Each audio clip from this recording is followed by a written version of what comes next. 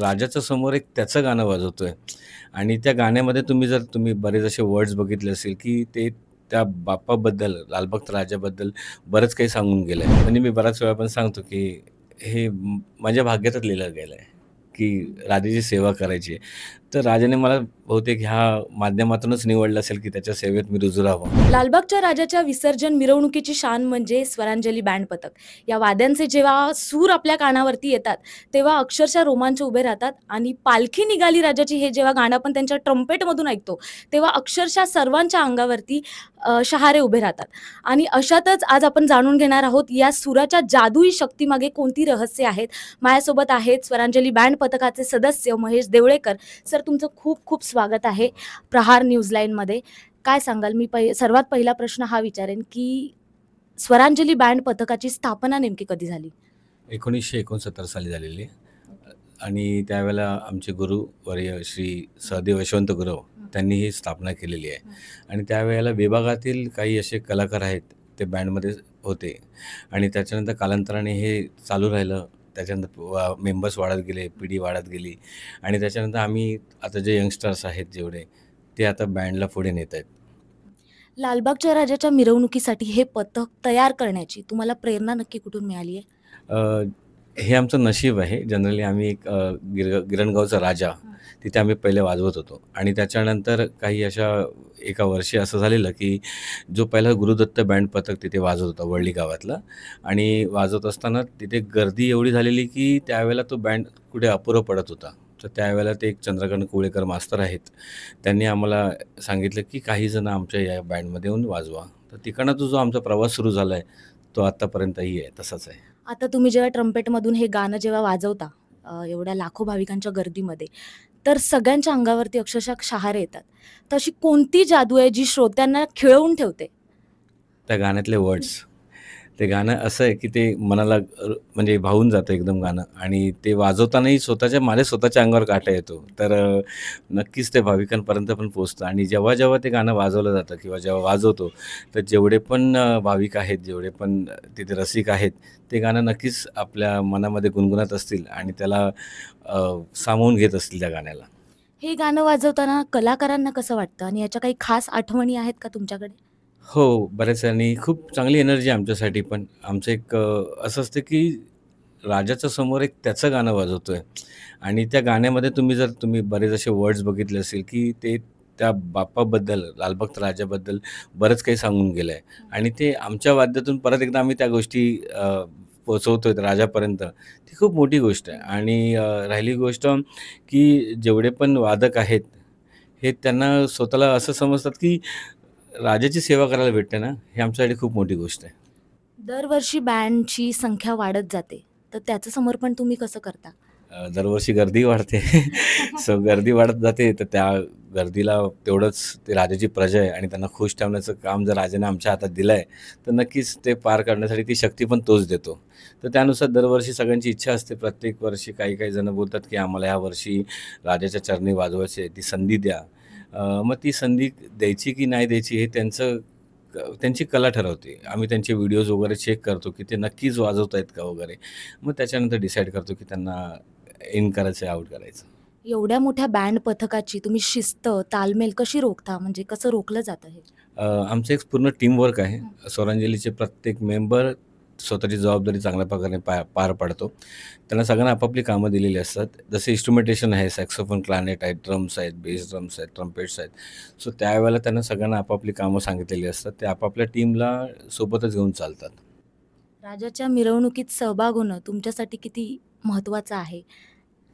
शब्द कमी पडतील या गोष्टीकडे, की महत्त्वाचं म्हणजे मी बराच वेळा पण सांगतो, की हे माझ्या भाग्यातच लिहिलं गेलं आहे, की राजाची सेवा करायची आहे.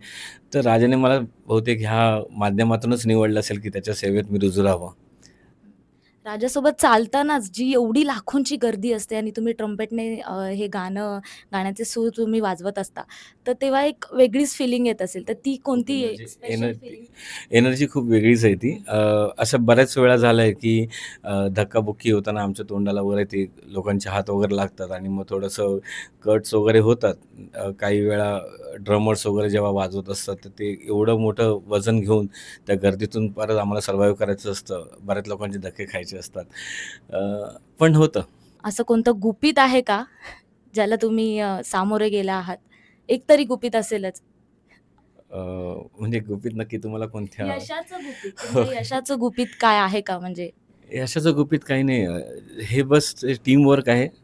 बरेच आम्ही जेवढी पण गाणी वगैरे वाजवतो वगैरे, त्या गाण्यांचा पूर्णपणे विचार केला जातो, की आपण जेव्हा राजाच्या चरणी वाजवतोय, एक राजा आपल्या पाठीमागून आपल्याबरोबर येतोय, तर त्यावेळेला असंही कोणतंही गाणं नाही वाजलं पाहिजे, की जेणेकरून तो जो माहोल आहे, त्याला कुठेतरी गालबोट लागेल.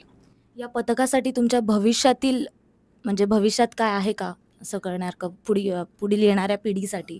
हां, असे प्रत्येक वेळी आम्ही दरवर्षी काही ना काही नवीन-नवीन यंगस्टर्स ॲड होत ॲड जातात. करतात. मी त्यांना वर्षभर शिकवत असतो. एक टीम तयारच असते चालू, काही ना काही, काही ना काही करतच असतो. नवीन योजना आखत असतो आम्ही प्रत्येक वेळी, की ह्या वेळेला आपण राजाला हे गाणं करायचं आहे, असं-असं गाणं करायचं. तर ते गाणं कितपत लोकांपर्यंत पोहोचेल. कारण का दरवर्षीप्रमाणे तुम्ही बघायला गेलं तर हजारो गाणी निघतात. पण त्यावेळेला त्या सिच्युएशनला कोणतं गाणं सुटेबल राहील हे महत्त्वाचं आहे. सो आणि त्यावेळेला ते गाणं तेवढं ट्रेंडिंगमध्ये आहे का? की आणि ते खरोखर लोकं लाईक करतील का? की नंतर पाठवून बोलतील, की नाही, नाही हे गाणं तर तुम्ही राजाला वाजवलंच नाही पाहिजे होतं. तर अशा गोष्टी पण आम्हाला खूप बघाव्या लागतात. तर शेवटी एक आपला सण आहे. ह्या सणाला कुठेच गालबोट लागला नाही पाहिजे. तर आम्ही त्याचा पूर्णपणे विचार करतो, की एखादं गाणं त्याचे वर्ड्स जर ते गाण्याला त्या शोभत नसतील, तर आम्ही त्यांना वाजवतच नाही. आता यंदा कोणतं नवीन गाणं येणार आहे का तुमचं? हे तुम्ही त्या ट्रम्पेटमध्ये. दिवशीच बघितलं तर बरं होईल. जर मी तुम्हाला आत्ता सांगितलं तर त्याची मजा तुम्हाला भेटणार नाही. अच्छा, स्वरांजली बँड पथक हे नाव नेमकं कुठून म्हणजे कसं सुचलंय? किंवा यामागे पण ते काही यश माझ्या आहे? गुरूंनाच नक्की माहिती आहे. त्यांचं यश म्हणजे त्यांनी ह्या स्वरांना एक आदरांजली म्हणून त्यांनी ह्या नावाला दिलंय, बरोबर. की जेवढे पण पहिल्यातले आमचे जे बँडमधले जेवढे मेंबर्स होते, त्यांनी पूर्णपणे झोकून घेतलं संगीता माध्यमातून आणि त्यांचे स्वरांस्वर म्हणजे आम्ही प्रत्येक गाणं जेव्हा आपण ऐकतो, आम्ही त्या गाण्यातले पहिले सूर काढतो. अच्छा. मग सूर काढल्यानंतर आम्ही त्याची लिखाई करतो. मग त्याच्यानंतर ते गाणं प्रेझेंट कसं करायचं आहे, तेही महत्त्वाचं आहे. कारण का आपण जनरली गाणं ऐकतो, ते म्हणजे ज्यांनी पण गाणं बनवलं असेल, म्युझिक डायरेक्टरने वगैरे किंवा प्रोडक्शनने ज्या गोष्टी जी डिझाइन केली असेल, ते त्यांनी त्या चित्रपटाला बघून केलं आहे. पण आता ते आम्हाला चित्रपट कुठे रंगवायचे आहेत? राजाच्या पुढे किंवा एखाद्या गणपती मंडळाच्या समोर करायचं आहे. तर ते कसं साजरं केलं जाईल, त्याच्यामध्ये आम्ही मग थोडेफार आमच्याकडनं पण चेंजेस करतो. असं कट टू कट नाही ठेवत. पण आता जसं जसं की आपलं बोलणं झालं, की त्या दिवशीच आपल्याला बघायला मिळणार आहे मिरवणुकीत नवीन गाणं. तर मग तुम्हाला असं वाटतं, की हां, खरंच सज्ज आहे हे गाणं आपल्याला नक्कीच. भाविकांपर्यंत पोहोचवण्यासाठी? हो, नक्कीच असेल ते. नक्कीच कारण असेल. का ते गाणं आम्ही जेव्हा करत होतो, हां. प्रिपेअर चालू होतं, त्यावेळेला असे म्हणजे आमचे जेवढे पण वादक होते, आमची जेव्हा सराव चालू होता त्या गाण्याच्या मागे, अ, खूप जणांच्या आयडियाज चालू होत्या, की नाही, नाही आपण थोडंसं ह्या साईडला असं एक व्हेरिएशन्स दिलं, तर बहुतेक त्यावेळेला लोकं खूप क्रेझीने बरोबर, उभे बरोबर. राहतील. मग त्या आम्ही त्या गोष्टी केल्या आहेत. एक मोठी एक्साइटमेंट आहे जी तुमच्या नक्कीच. बोलण्यातूनच कळते. तर ती तेव्हा पण आम्हाला भाविकांना किंवा जे चाहते आहेत हे ट्रम्पेटचे त्यांना खूप आवडेल बघायला. एक लास्ट प्रश्न असा, की गेल्या वर्षी तुम्ही 125 संख्यांनी म्हणजे 125 जणांनी सलामी दिलेली.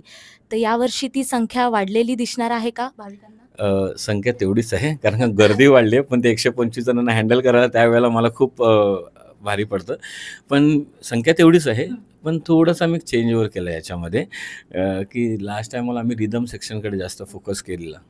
आम्ही ह्या वेळेला थोडंसं केलंय, की आम्ही धूनकडे म्हणजे स्वरांकडे जास्त, तालकडे ताल तर आहेच. पण गाणं हेच. पण आम्ही गाण्यांमध्ये थोडंसं फेरबदल केला आहे, की जेणेकरून गाणं लोकांपर्यंत पोहोचलं पाहिजे. तर जसं तुम्ही आता प्रत्येक आपण ठरवतो, की लालबागच्या राजाचं गाणं पालखी निघाली राजाची.